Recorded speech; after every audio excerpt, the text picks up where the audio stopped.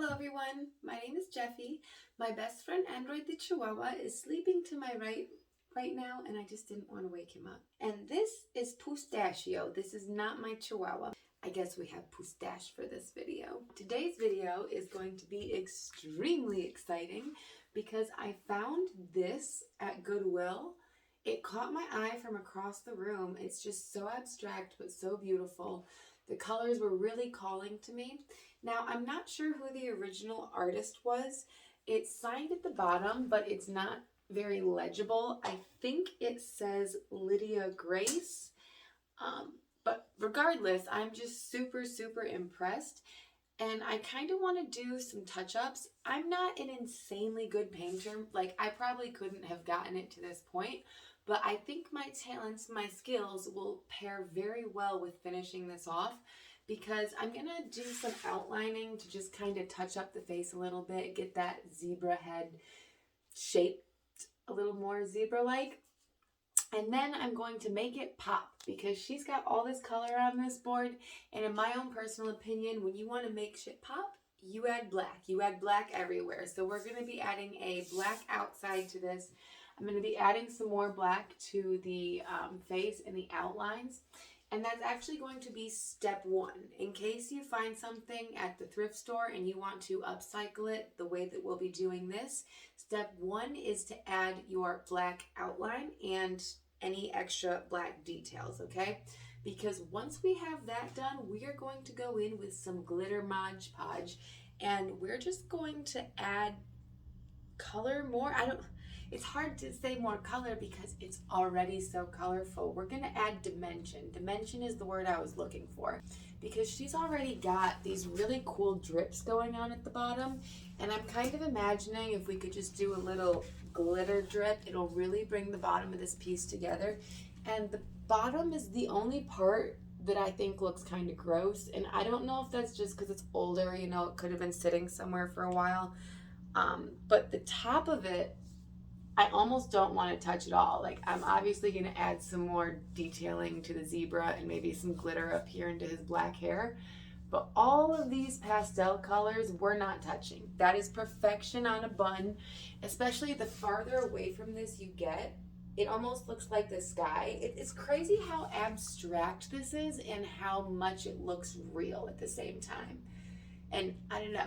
It's been blowing my mind since I found it, and I'm so excited that we get to touch this up and see what kind of finished piece we can make.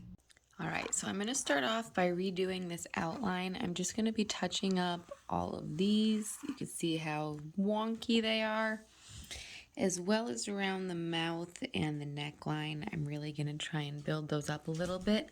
I do love the color that's existing right here. They did a phenomenal job with the shading, so I'm going to try to not touch that at all and just really focus on the black outline. Okay, I've got my outline pretty much done. I added a lot more black around the ears.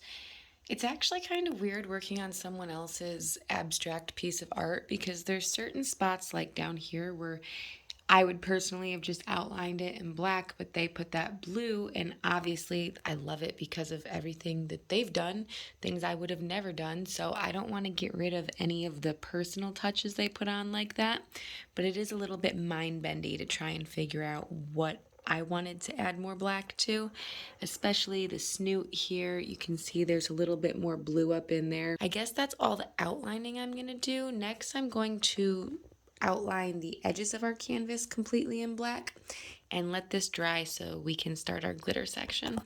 Also, I think while I have the black in my hand, it would be a good time to add my signature under hers. There we go, Lydia, Grace, and Jeffy. I've finished our black outline. For this next step, we're going to need to make our own paint out of glitter and Mod Podge. I'm just going to be mixing those together, and for this color, I want it to be very, very thick.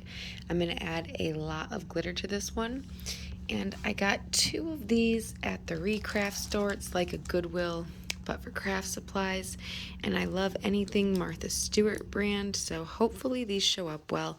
Now, the piece that we're going to be working on is the hairs on the top of his head, which are technically black, and I'm going to try and use a majority of black, but when you mix glitters colors together, you end up with a really unique look. I don't know how to describe it, but the color you're going for just pops more when you have a little bit of something next to it. This is actually the lighter one, and it's looking pretty black. God, I'm almost questioning if I want to use that black. That looks so pretty. All right, and that is our black. They are very different next to each other. I'll probably end up going 50-50 on this instead of majority black like I originally intended. This is what it looks like, and it becomes even more glittery as it dries. So I'm just gonna go ahead and paint that onto his little fluffies. So this is what it looks like with the Mod Podge. It's gonna dry clear, and we're just gonna be left with the glitter over whatever color was there in the background. I tried to make it thicker the closer it got to the head, but honestly, we're not really gonna know how well that worked until it dries. I'm hoping we don't need a second layer, but if we do, at least we know our ratio is 50-50 on that glitter. Now I have a lot of extra Mod Podge glitter mix, and I definitely wanted to keep the black exclusive to the top of this, but I'm looking at these little lashes and I'm thinking I might go ahead and give them a baby sparkle. Our first layer is still drying of that Mod Podge, but I'm bored, it's evening, I want to keep going, so typically I would say wait for that first layer to dry before you move on to something that could possibly be touching, because up here is where we will possibly be touching.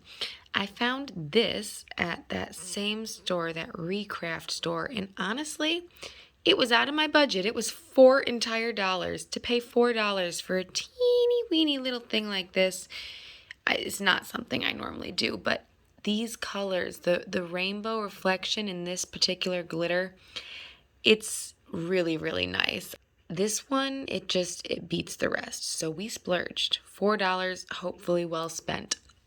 I was expecting to just fill in the white with this, but as I started to paint, I realized that the glitter on the white barely shows up, but the glitter on the color, it really stands out. So I'm just going to go ahead and give his entire body a coat in this. It's a lot more see-through than I was originally anticipating. I was thinking it would show up as like a silver, but really it's a clear background.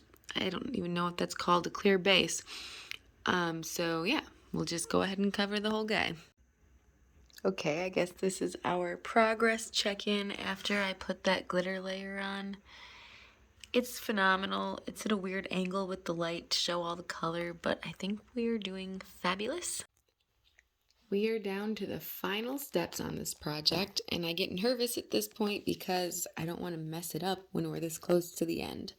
So all we have left to do is this bottom section, and I was just going to add more drippies with a lot of glitter.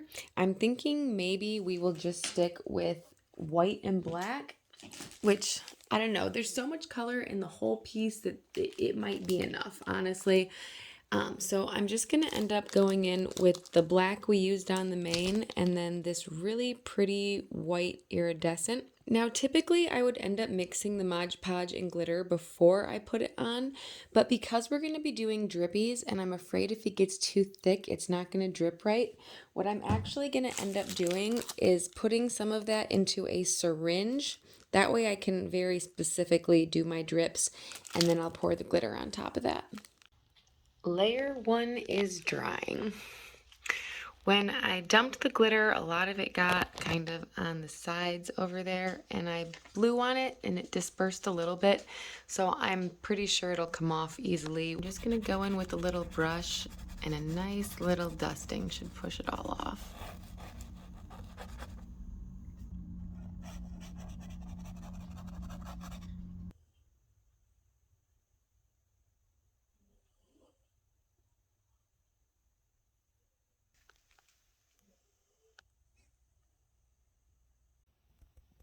I did not get the proper hanging equipment yet, so I don't have it on the wall, but this is our finished project. It's kind of hard to show just how glittery it is, but overall, phenomenal job. I loved all these techniques. It turned out exactly like I wanted. It really does match the theme of the room, and it's going to look amazing on our wall.